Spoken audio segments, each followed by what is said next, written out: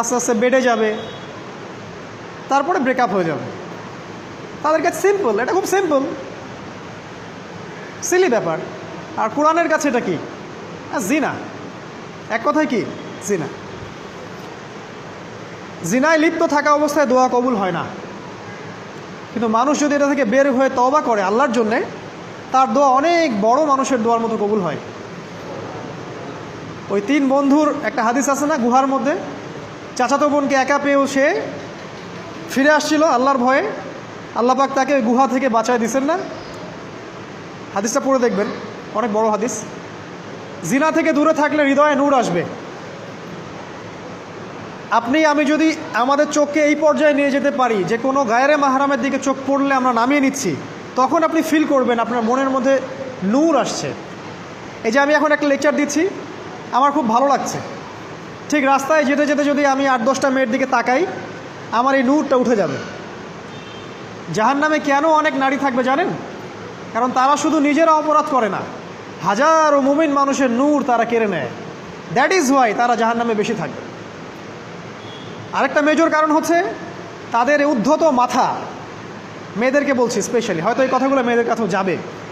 তাদের এই উদ্ধত মাথা আল্লাহর বিধানের সামনে আত্মসমর্পণ করতে চায় না। তাদের এই উদ্ধত মাথাটা আল্লাহর বিধানের সামনে আত্মসমর্পণ করতে চায় না, এ কারণে তারা জাহান্নামে বেশি থাকবে। যে কোনো বিধান আল্লাহ তাদের সামনে বলেন, সব মেয়ের কথা বলছি না, ম্যাক্সিমাম বিভিন্ন যুক্তি তারা দিবে। সামি'না ওয়া আতা'না এই পর্যায়ের না, যুক্তি দিবে। পর্দা করলে কি এখন কেমন করে চাকরি করব, পর্দা করলে কেমন করে পড়াশোনা করা যায়, এখন তো যাইতেই হচ্ছে, কিছু তো করার নাই, বিভিন্ন যুক্তি, হাজারটা যুক্তি তারা দিবে। কে জানি তাদের ব্রেইনটাকে পুরো ওয়াশড করে ফেলছে। আমি আপনাদেরকে বলছি কে করেছে? এটা করেছে স্বয়ং দাজ্জাল। স্বয়ং দাজ্জাল। কারণ হাদিস একটা আছে, রাসূল সাল্লাল্লাহু আলাইহি ওয়াসাল্লাম বলেছেন দাজ্জালের শেষ অনুসারী হবে এক শ্রেণীর নারী। মাশাআল্লাহ, দাজ্জালের শেষ অনুসারী হবে এক শ্রেণীর নারী। তাদেরকে ঘরে ইসলামিক অনুশাসনে রাখার জন্যে বাবা, ভাই, স্বামী শিকল দিয়ে বেঁধে রাখবে, তারপরেও তারা শিকল ছেড়ে বের হয়ে যাবে, আটকাতে পারবেন না, because of their mind is brainwashed. এ কারণে দেখা যায় তাদেরকে যখন কোনো বিধানের কথা আপনি বলবেন, তাদের এই উদ্ধত মাথাটা আল্লাহর বিধানের সামনে অবনত হতে চায় না, বিভিন্ন যুক্তিতর্ক তারা দেয়। এ কারণেই তাদের সংখ্যাটা জাহান্নামে বেশি হবে। আরও কারণ আছে, রাসূল বলেছেন সারা জীবন তাদের জন্য করবেন। স্পেশালি তাদের উদ্দেশ্য করে বলছি যাদের অ্যাফেয়ার আছে, যতই করেন, যত কিছুই করেন না কেন, আপনি যদি তাকে ভোগবিলাস এবং পার্থিব সুখ শান্তি দিতে না পারেন, সে আপনাকে চিনবে না এক সময়ে। আপনি যদি আমাদের কথা বিশ্বাস না করেন, লিখে রাখতে পারেন। আর এমনিতে লিগ্যাল বৈবাহিক সম্পর্কেও সারা জীবন অনেক কিছু করবেন, হঠাৎ একদিন কোনো একটা কারণে ঝগড়া লেগে গেছে, তখন দেখবেন সে বলে বসবে সারা জীবন তোমার কাছে কিছুই পেলাম। আমি নারীদেরকে ছোট করছি না, তাদের কিছু কিছু পয়েন্ট বলছি, এইসব কারণে তারা জাহান্নামে থাকবে। আমি একটু এই কথাটা না বললে জাস্টিস হবে না। রাসূল সাল্লাল্লাহু আলাইহি ওয়াসাল্লাম মেরাজে গিয়েছিলেন, আপনারা জানেন। তিনি মেরাজের রাতে অনেক অলৌকিক জিনিস দেখেছেন, নবীদের সাথে সাক্ষাৎ করেছেন, ইভেন আল্লাহর সাথে কথা বলেছেন, আল্লাহর নূর দেখেছেন। এই সময় সবাই তাকে হাসি মুখে সম্বর্ধনা জানিয়েছিল। যার সাথেই দেখা হয়েছে তার সাথেই তিনি হাসি মুখে অভ্যর্থনা তাকে জানিয়েছে, আসসালামু আলাইকা আইয়ুহান নবী, সবাই বলেছে হাসি মুখে। একজন মালাক, একজন ফেরেশতা তাকে দেখে হাসেননি, একজন। আপনারা কি জানেন? রাসূল সাল্লাল্লাহু আলাইহি ওয়াসাল্লাম অবাক হয়েছিলেন। তিনি বলেছিলেন যে ইয়া জিবরিল, ওর চেহারাটা এত গম্ভীর কেন, সে আমাকে দেখে হাসছে না কেন, তার মুখে হাসি নাই কেন? জিবরিল আমিন বলেছেন যে তার নাম হচ্ছে মালাক, সরি তার নাম মালিক, তার নাম মালিক, সূরা যুখরুফের মধ্যে আছে, তার নাম মালিক। যেদিন থেকে আল্লাহ জাহান্নাম সৃষ্টি করেছেন, সেদিন থেকে তাকে জাহান্নামের দায়িত্ব দিয়েছেন, অর্থাৎ জাহান্নামের হেড অফ ডিপার্টমেন্ট, ইনচার্জ। সেদিন থেকে তার মুখের হাসি উঠে গেছে। আমরা দোয়া করি আমরা যেন তার সাক্ষাৎ না পাই। তার কাছে পারমিশন নিয়ে রাসূল সাল্লাল্লাহু আলাইহি ওয়াসাল্লাম জাহান্নামের দিকে তাকিয়েছিলেন, ভিতরে দেখেছেন কি আছে। তিনি পরে যা ব্যাখ্যা করেছেন তা হলো, আমি দেখলাম সেখানে খালি মেয়ে আর মেয়ে, সেখানে খালি নারী আর নারী। এই হাদিসটা আপনার মাকে বলবেন, আপনার বোনকে বলবেন, আপনার মেয়েকে বলবেন, আপনার স্ত্রীকে বলবেন। এই হাদিসটা যদি কারো হৃদয়ের মধ্যে গেঁথে যেতে পারে, তার দ্বারা অন্যায় করা সম্ভব না। কিভাবে একটা মেয়ে সব কিছু উন্মুক্ত করে ঘুরতে পারে যখন অলরেডি তার আত্মা জাহান্নামে জ্বলছে অলরেডি, কারণ ভবিষ্যৎ তো আল্লাহ জানেন। যেমন ওমর রাদিয়াল্লাহু আনহু এর ঘর জান্নাতে আছে, রাসূল সেটা দেখে আসেন নাই? এসে ওমর ইবনুল খাত্তাবকে বলেছেন না যে আমি দেখে আসছি তোমার ঘর, আমি ঢুকিনি তোমার ঘরে তোমার আত্মসম্মানের কারণে। তার মানে তিনি পৃথিবীতে বিচরণ করছেন, ঘর তো জান্নাতে অলরেডি তৈরি হয়ে আছে। মেয়েরা দিব্যি ঘুরছে এভাবে, এবং তারা মোটেও সচেতন না তাদের ঘর হয়তো বা জাহান্নামে রেডি। আর আমাদের এই so called modern western civilization এদেরকে ব্রেইন ওয়াশড করে দিয়েছে।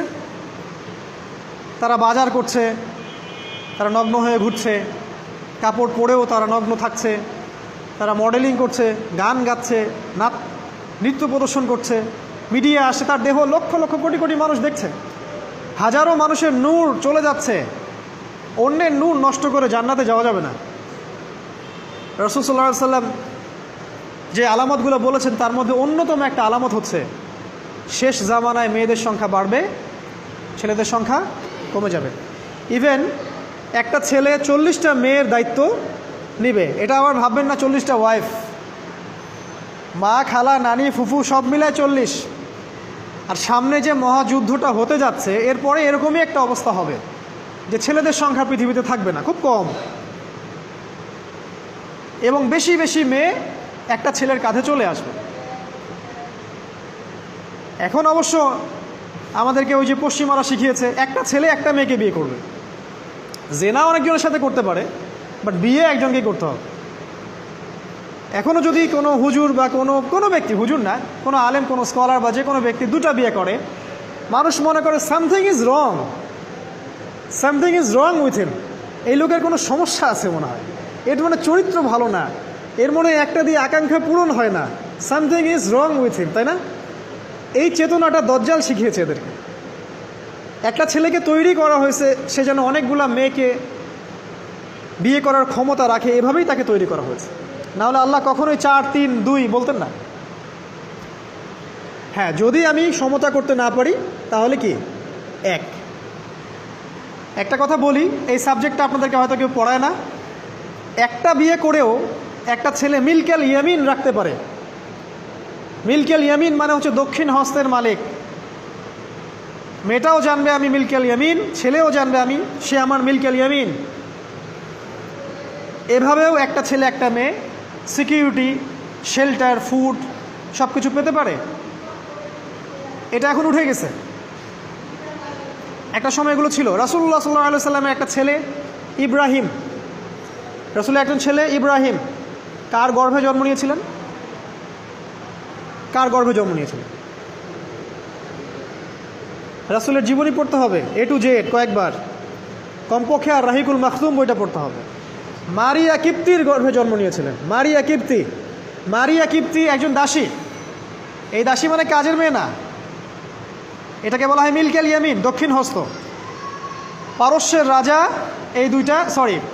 মিশরের রাজা দুজন দাসীকে রাসূল সাল্লাল্লাহু আলাইহি সাল্লামের কাছে উপহার দিয়েছিলেন। তার একজনকে রাসূল সাল্লাল্লাহু আলাইহি সাল্লাম নিজের করে নেন, বিয়ে করে নেন। তার গর্ভে জন্ম নিয়েছিল পুত্র ইব্রাহিম। এই সাবজেক্টটা আপনাদেরকে কে পড়াবে এখন? ইভেন এখন আলেম ওলামাও দুটো বিয়ে করতে ভয় পায়, মনে করে যে সমাজের মানুষ আমাকে কি বলে না বলে। সবচেয়ে বড় কথা হচ্ছে এই কাজ করার জন্য ব্যাকবোন শক্ত থাকা দরকার। ব্যাকবোন মানে মেরুদণ্ড, স্টিলের মতো, তাহলে এই কাজ করতে পারবেন। নারীর সংখ্যা যে বাড়বে, 40 গুণন 1 হবে, তখন এই 39টা মেয়ে কী করবে? এখনও সমাজের মধ্যে নারী পুরুষের অনুপাত 1:4, মানে প্রতি একজন ছেলের জন্য 4টা করে নারী ঘুরছে সমাজে। এটা তো স্ট্যাটিস্টিক, আপনি ইন্টারনেটে গেলেও দেখতে পারবেন। এবং পশ্চিমা কান্ট্রিগুলোতে এগুলো আরও অনেক বেশি, ওদের অনুপাতটা আরও অনেক বেশি। তাহলে এই বাকি মেয়েরা আসলে করবেটা কি? সবাই যদি একটা করে বিয়ে করে তাহলে বাকি মেয়েদের কি হবে? তারা কি পতিতালয়ের সম্পত্তি হবে? ওদের যৌন অধিকার নাই? ওরা শারীরিক মানসিক শেল্টার, ফুড, খাবার, পানীয় এগুলোর অধিকার রাখে না? এখানে নারীবাদীরা কি বলবে? সব নারীবাদী, এদেশের যত নারীবাদী আছে, সেকুলারিজম, এই নারীবাদীরা বেশিরভাগই দজ্জালের এজেন্ট। নিজ হাতে দজ্জাল ট্রেনিং দিয়ে এদেরকে তৈরি করেছে। আপনারা হয়তো ভাবছেন দজ্জাল তো এখনো বের হয় নাই, ট্রেনিং দিল কিভাবে? আমরা কি ইবলিসকে দেখি? ইবলিস নাই, ওর অস্তিত্ব নাই। এখানে ফেরেশতারা ঘিরে রাখছেন, এটা দ্বীনি মজলিস, কেউ দেখতে পাচ্ছি? তাদের অস্তিত্বকে অস্বীকার করতে পারেন? দাজ্জালও এরকমই একটা এভিডেন্স, এরকম একটা সোল। সে অলরেডি রিলিজড, সে শুধু মানুষের রূপে আমাদের সামনে আসেনি, সামনেই আসবে। একজন ইহুদির যুবকের বেশ ধরে সে সামনে আসবে। কিয়ামতের এভিডেন্স হচ্ছে নারীর সংখ্যা বাড়বে, পুরুষের সংখ্যা কমে যাবে। আরেকটা এভিডেন্স হচ্ছে নারী পুরুষের পোশাক পরবে, পুরুষ নারীর পোশাক পরবে। পোশাক মানে কি? জিন্স আর গেঞ্জি? হ্যাঁ, এটাও একটা ব্যাখ্যা। ঢাকায় তো জিন্স আর গেঞ্জি চলছে, টি শার্ট।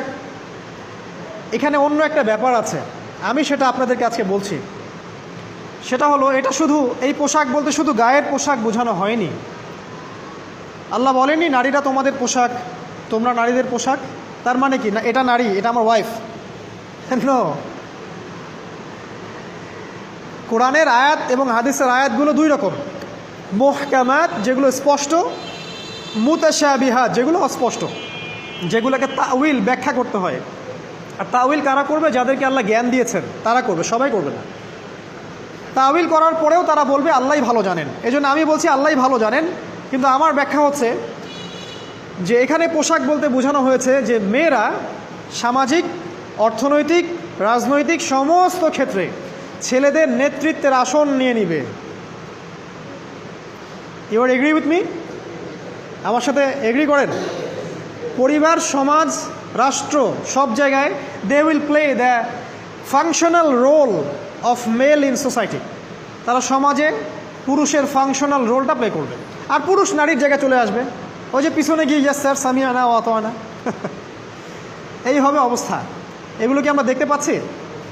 ব্যাখ্যা করার দরকার নেই। তবে একটা হাদিস না বললে ইলমের জাস্টিস হবে না। সেটা হলো আল্লাহ রাসূল সাল্লাল্লাহু আলাইহি ওয়াসাল্লাম বলেছেন, কোনো কওম ততক্ষণ পর্যন্ত সফল হতে পারে না যতক্ষণ পর্যন্ত তাদের নেতৃত্ব দিবে একজন নারী। হাদিস কি আছে এটা, নাকি বানায় বললাম? তাদেরকে বুখারী খুলে দেখতে বলেন।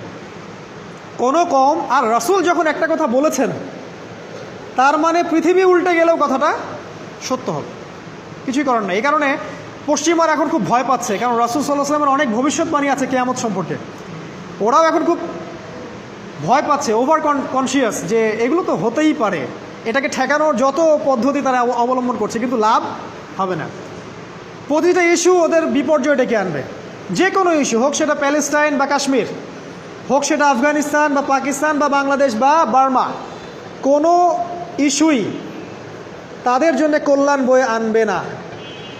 যদি কল্যাণ বয়ে আনে, শুধু মুসলিমদের জন্যই আনবে, কারণ প্রতিটা অন্ধকারের পিছনে একটা সোনালী সকাল আছে। এটা ওরা জানে না, কিন্তু কোরআন এবং হাদিস এটা আছে। অতএব কেউ ধৈর্যহারা হবেন না, ধৈর্যহারা হবেন না, এবং অধৈর্য হয়ে কোনো ইনিশিয়েটিভ নেবেন না, এমন কোনো ইনিশিয়েটিভ নেবেন না যার কারণে উম্মার ক্ষতি হয়। কারণ সামনে যে সময়টা আসছে, এটা আমাদের বিজয়ের সময়, ওদের বিজয়ের সময় নয়। All you have to do, আপনাকে শুধু এতটুকু করতে হবে, জাস্ট বি প্রিপেয়ার ইউরসেলফ। নিজের প্রস্তুতি নিজে নেওয়া শুরু করেন।